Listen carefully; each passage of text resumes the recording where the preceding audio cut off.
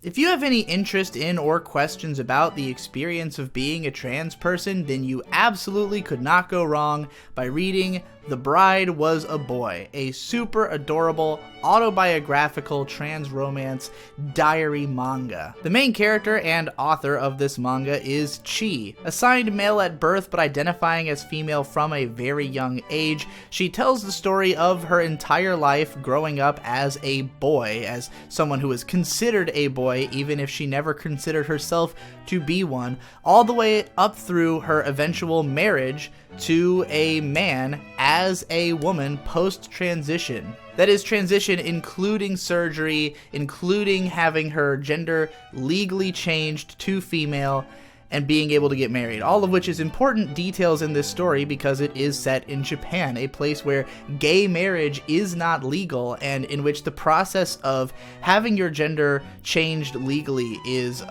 one where you have to jump through a lot of hoops and basically go through this long process, all of which is detailed within this manga. But while this manga does deal with a lot of the hardships that face trans people growing up, and it's clear that the author has had to deal with a lot of problems in her life, the overall narrative is mostly very upbeat, chipper, happy, and about the experience of finding the love of her life, being able to get married at long last after, having the sort of childhood dream of being able to get married and have kids, and never really thinking it was going to be possible until much later in life, and finally achieving that dream and experiencing the happiness of getting to do that. And that is really what makes me so happy that this book exists. The entire structure of this book is actually really fascinating because it's kind of broken up into 3 different categories of storytelling. You have the more traditional comics, then the 4-coma sections,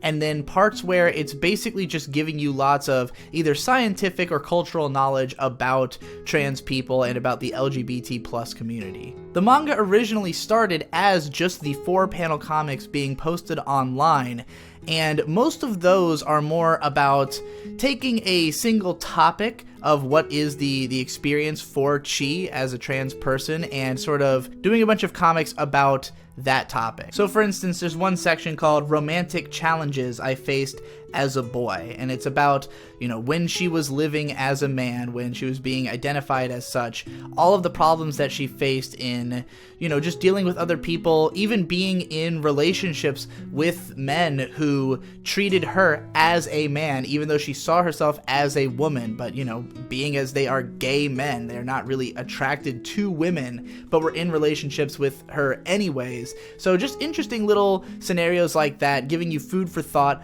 on all of it. None of it is, super in-depth. None of it is very dramatic. It's all presented with this light and fluffy kind of vibe so that, it's not like a heavy-hitting manga, but it will probably speak to a lot of relatable experiences for a lot of trans people. And the fact that Chi is very much a social person, somebody who's had lots of encounters with other people throughout her life, somebody who did actually date quite a few people. It gives a lot of perspective on all the different interactions that a transitioning person would have over the course of their life. And it's also really interesting how the marriage is used as a sort of framing device throughout the whole story. I mean, the very first thing we are introduced to is how these two characters met, how they sort of made it down the path towards getting married. So it's kind of like in the present tense of the story, the characters are already married, and it's like we're looking back through the past, and not in a way where we're going linearly from start to finish, although it is organized in a way where, one of the early chapters is about the experience of growing up as a so-called boy, and then, later on we'll get stuff about college and stuff like that, but the whole thing is more organized by topic than specifically by the history, and so we're kind of bouncing all over the timeline of Chi's experience, which I think makes it just way more engaging and interesting to read. It kind of feels like we know exactly what things are like for her now, so the question is always, how did we get to this point? In many ways, what she lives is what I would consider like sort of the platonic ideal of a trans experience, because everybody's experience is different, and she makes sure to address this. It's clear that she's done tons of research, talked to lots of other people, but the experience of, you know, being in like the 3rd grade, realizing that people were going to assign boy characteristics to her and then not identifying with those, sort of growing up with this experience of slowly learning more about it, coming to terms with it, having these experiences of trying to be male, trying to put the gender dysphoria out of mind, and then eventually, you know, learning enough about it and committing to the idea of living as a woman, eventually, finding a partner who did not know that she was trans and completely accepted it when he found out, and then her going through the full transition eventually, you know, not having immediately come to the conclusion that that was something she was going to do, but eventually deciding on it, getting all the surgeries. It's like she had so much of the trans experience that it allows her to speak on a lot of different topics and, you know, to also present it in a way that makes a lot of sense to people. The fact that she was sure that she didn't identify as a man from such a young age is something that I think, communicates the message even more strongly. Like, I'm not trying to downplay the trans experience of people who realize later or anything like that. I just think that, you know, telling this kind of story just allows to cover the most different topics, and it's, again, sort of the platonic ideal of what we think of as a trans person's life story. But while being able to be applicable to so many other experiences and making sure to account for those, to speak on the subject of how it can be different for other people. And I also think it's really important that the book is sort of so light and happy. I mean, she doesn't really experience that many hardships that I think a lot of other trans people would. She's very lucky that her parents are completely accepting of it pretty much as soon as they find out, to an extent where it seems like they're not even really surprised. The fact that the person who she's in love with, completely accepts it, is not even bothered by the fact that she, hasn't even undergone any surgery or anything. She's just living as a woman, and he completely accepts that because he just likes her that much.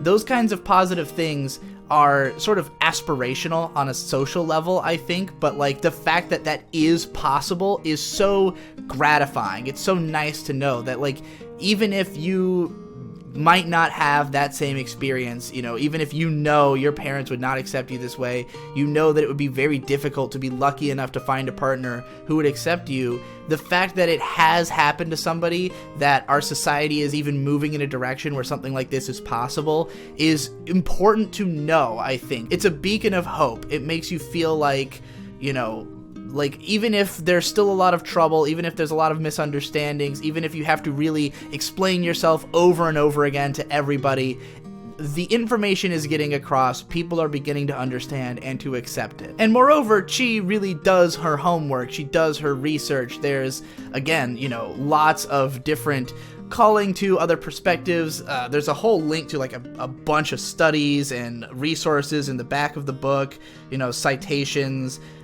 She explains a lot of the laws as they exist in Japan at the time of the writing in 2016. The translator notes also expand on some of it, explain some of the differences between Japan and America in these regards. And, there's obviously battles still to be fought. Gay marriage is still not legal in Japan, I don't think, which is definitely a huge problem. And when you see the amount of hoops that people have to jump through just to have their gender identity recognized by the state, it can be somewhat infuriating. And it's obvious that Chi, who has the patience of a saint, or at least portrays herself that way in the comic, is somebody who was willing to go through all those processes and to chronicle the experience and be able to just say, like, hey, here's exactly what it's like. I even think it's important that she is so social, because like there's parts in here where she's going through all the different kinds of questions she's asked by the people around her.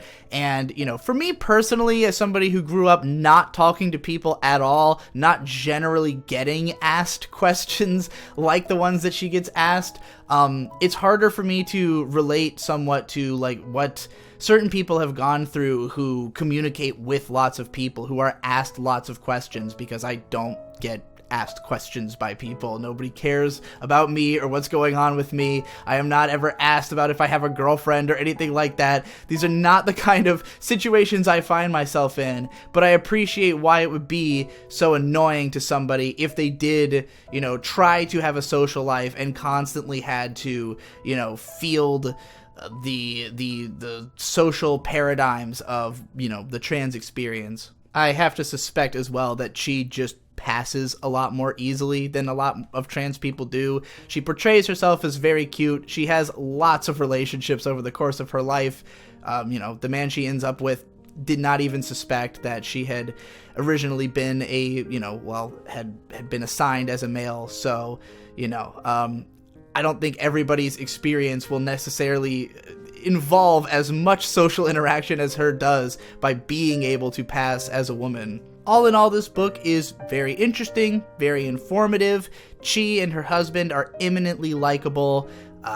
This is a great life story, a great diary. I like the format of it. I love the artwork, and I'm just all around happy to see such a, I won't say comprehensive analysis of like the trans experience, since again it is so different for all different people who go through it, but that someone, tells their whole life story, goes into so much detail about each step of the process, about all the different classifications, about some of the science, and gives notations of where you can go from there. Overall, like if you're somebody who, maybe doesn't know much about the trans experience and wants to learn, or if you, have suspicions that you yourself might be trans, I would definitely implore you to read this book. It will probably be a huge help to you.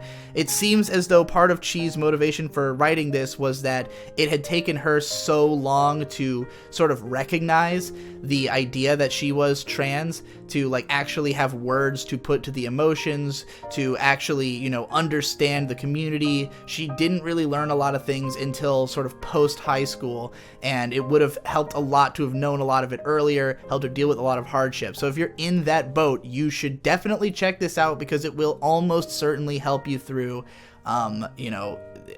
even I wish I could have had something like this when I was at that age. So yeah, give it a go, and I highly recommend it. If you want to buy it physically, I would encourage you to use my Amazon Associates link in the description, because I get a kickback from whatever you buy after you click that link. On the next episode of Manga Mondays, I'm going to be covering the loner college students sci-fi classic, cult classic, Memories of Emanon. I'm excited to do this one because I remember reading the original short ages ago. So check that out as well, and if you love my work, consider supporting me on Patreon. Even donating $1, you get access to like 100 hours of bonus content. I release bonus content to the higher tiers pretty regularly. You can get a rant about whatever you want for $15. That's about it. Thanks again for watching. I'll see you in the next one.